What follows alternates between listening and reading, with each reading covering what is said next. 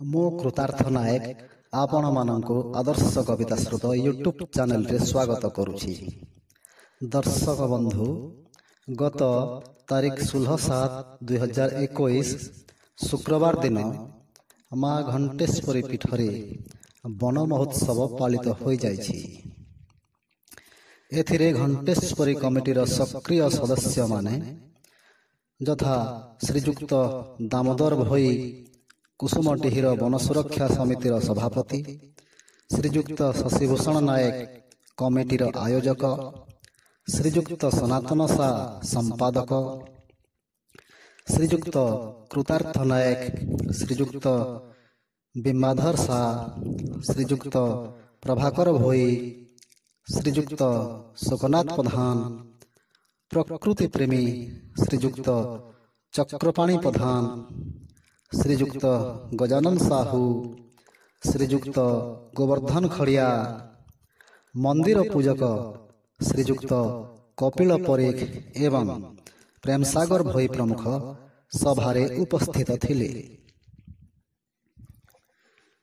ପ୍ରାଣୀ ପ୍ରକୃତି ସହିତ ସମ୍ପୂର୍ଣ୍ଣ ଭାବେ ସଦୈବ ନିର୍ଭରଶୀଳ। ତାରି ବିନା ପ୍ରାଣୀ ବଞ୍ଚିପାରିବା ଅସମ୍ଭବ। ପ୍ରକୃତିକୁ ଆମେ ମଣିଷ ସମାଜ ବଞ୍ଚାଇବା ପରମ କର୍ତ୍ତବ୍ୟ ବୋଲି ସମସ୍ତେ ଜାଣି ରଖିବା ଉଚିତ। ଜୀବନ ଧାରଣ ପାଇଁ ବିଶୁଦ୍ଧ ବାୟୁ, ଜଳ ଓ ଉଦ୍ଭିଦ ନିତାନ୍ତ ଆବଶ୍ୟକ। ଏ ମର୍ମରେ ବନ ସୁରକ୍ଷା ସମିତିର ସଭାପତି ଶ୍ରୀଯୁକ୍ତ ଦାମୋଦର ଭୋଇଙ୍କ ଦୃଢ଼ୋକ୍ତି ଥିଲା ଯେ ଉଦ୍ଭିଦ ଜଗତକୁ ଆମେ ସମସ୍ତେ ସୁରକ୍ଷା କରିବା ସହିତ ବୃକ୍ଷରୋପଣ କରି ନୂତନ ଜଙ୍ଗଲ ସୃଷ୍ଟି କଲେ ପରିବେଶ ସନ୍ତୁଳନ ହୋଇପାରିବ। ବୃକ୍ଷ ହିଁ ଜୀବନ, କାରଣ ଏହି ବୃକ୍ଷଲତାଦିରୁ ଆମେ ଅମ୍ଳଜାନ ପାଇପାରିଥାଉ। ବୃକ୍ଷ ଦ୍ୱାରା ହିଁ ବର୍ଷାର ସମ୍ଭବ ହୋଇଥାଏ।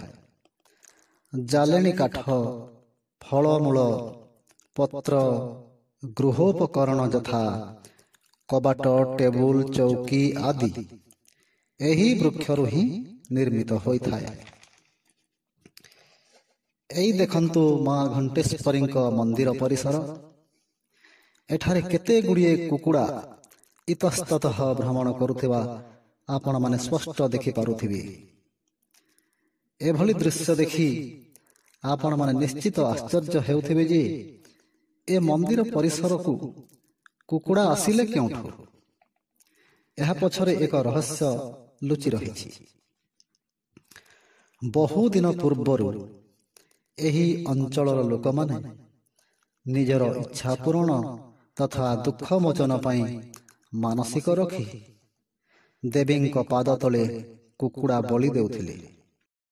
କିନ୍ତୁ 2015 ମସିହାରୁ ଏହି ବଳି ପ୍ରଥାକୁ ଉଚ୍ଛେଦ କରି ସଂସ୍କାର ଆଣିବାରେ ସଫଳ ହୋଇଛନ୍ତି କମିଟିର ସଦସ୍ୟମାନେ। ସେମାନେ ଗୁହାରିଆଙ୍କୁ ପରାମର୍ଶ ଦେଉଛନ୍ତି, ତମେ ଅନ୍ୟ କେଉଁଠି ପୂଜା କରି ମାଙ୍କ ପାଖରେ କୁକୁଡ଼ାକୁ ଜୀବନ୍ତ ଛାଡ଼ିଦିଅ। କମିଟିର ଉପଦେଶକୁ ଯଥାର୍ଥ ମଣିଛନ୍ତି ଅଞ୍ଚଳବାସୀ। ସେମାନେ କୁକୁଡ଼ାକୁ ନ ମାରି ଏଥର ଜୀବନ୍ତ ଛାଡ଼ି ଦେଉଛନ୍ତି। ମନ୍ଦିରର ଅନତି ଦୂରରେ ରହିଛି ତ୍ରିଛକ। ଦେଖନ୍ତୁ ଏଠାରେ କିଭଳି ଭାବରେ ବୃକ୍ଷରୋପଣ କରିବାରେ ବ୍ୟସ୍ତ ଅଛନ୍ତି କମିଟିର ସଦସ୍ୟବୃନ୍ଦ।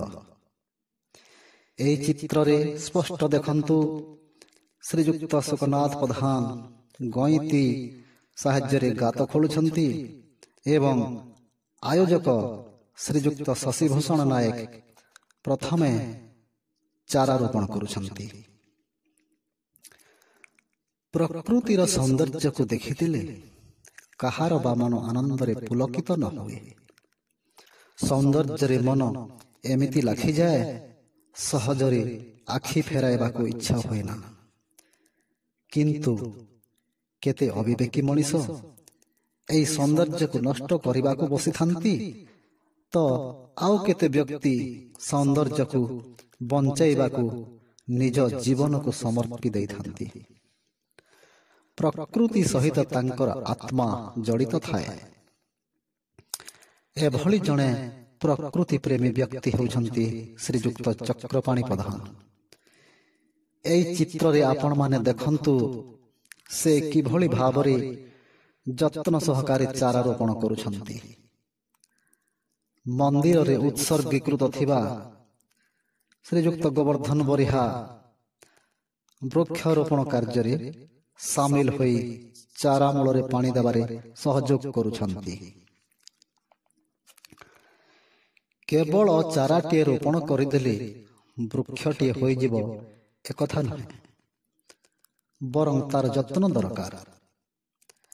ଚାରାଟିକୁ ସାହାରା ଦେବା ପାଇଁ ବାଡ଼ିଟିଏ ତା ସହିତ ସଂଲଗ୍ନ କରି ଗୋଜି ଦେଲେ ବୃକ୍ଷଟି ନିର୍ବିଘ୍ନରେ ବଢ଼ିଥାଏ ବୋଲି ଶ୍ରୀଯୁକ୍ତ ଗଜାନନ ସାହୁଙ୍କର ଦୃଢ଼ ବିଶ୍ୱାସ ରହିଛି।